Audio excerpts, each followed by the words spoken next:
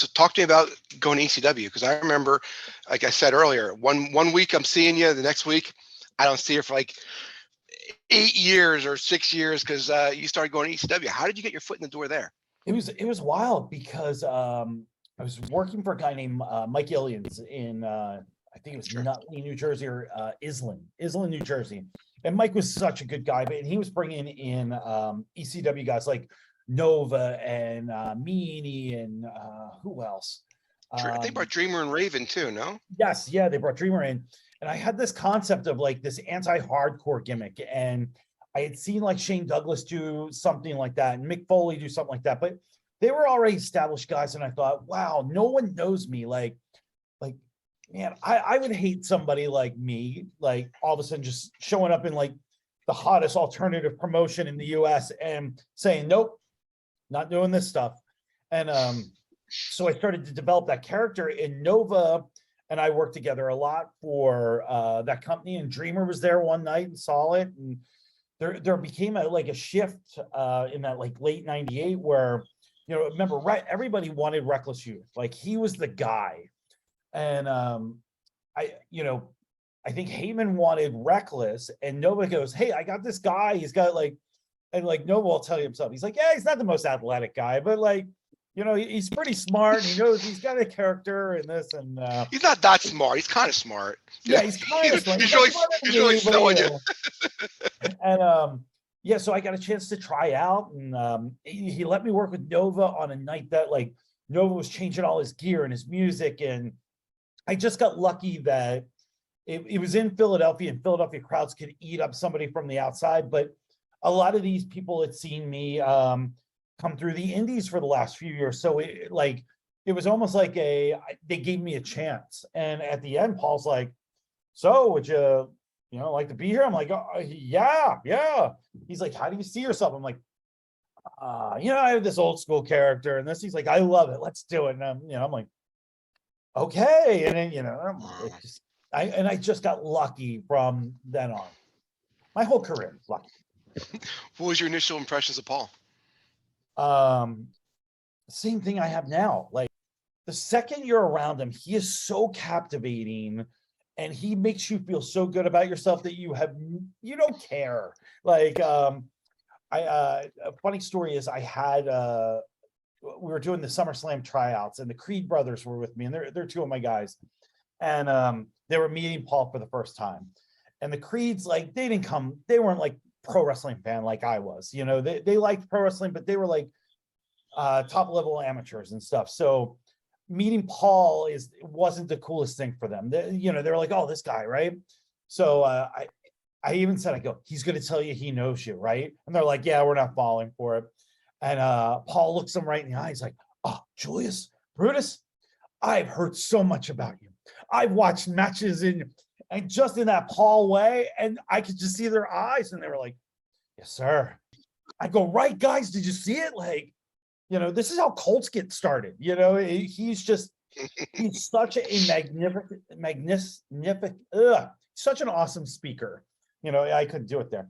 But just the way he emphasizes like how important you are to that moment, that he can get you to do anything he wants. And like, I don't think you can teach that. I think that is a skill that is just ingrained in you. Like, I don't know, like, I feel like if he wasn't like the greatest manager of this generation, he'd be, I don't know, overthrowing a small country. He's that good. Yeah, it's just amazing. And like, I love him. I absolutely love him.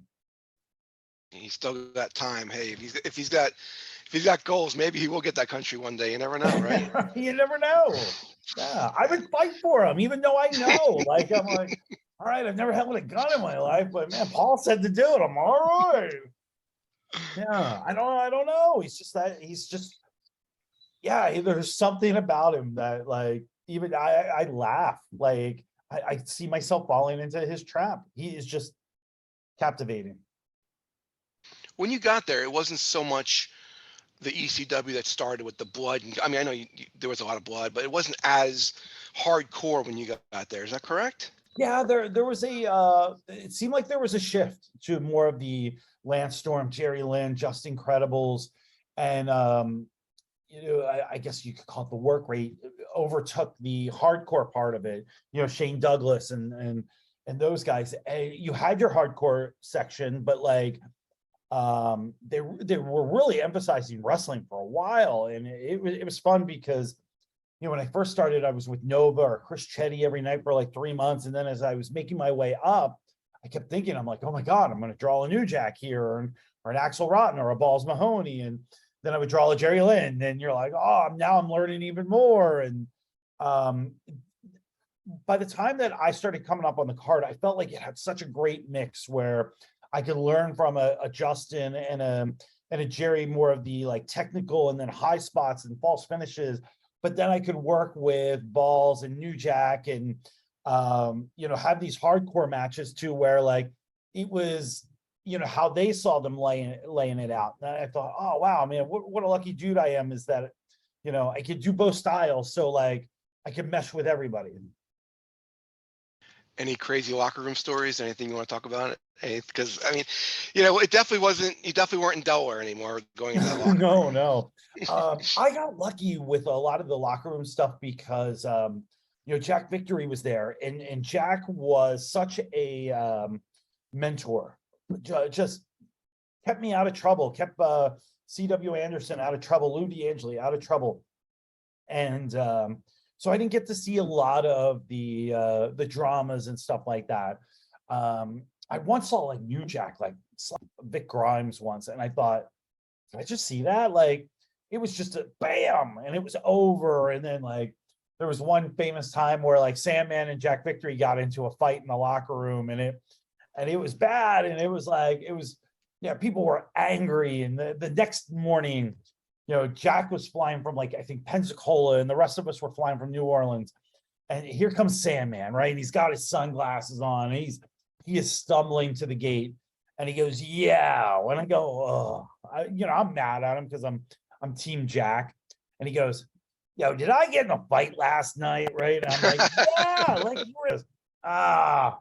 was it my fault? And we're, yeah. And he goes, hold on. He pulls out his cell phone. He's like, Jacko, Tack, sorry. Like, and then it was over. They were buddies again. And I'm like, that's great. Coming from like those locker rooms in, Wilmington, Delaware, and Reading, Pennsylvania, this was a whole new world to me. And, like the next weekend they're hugging and, they're happy. And I'm like, woo!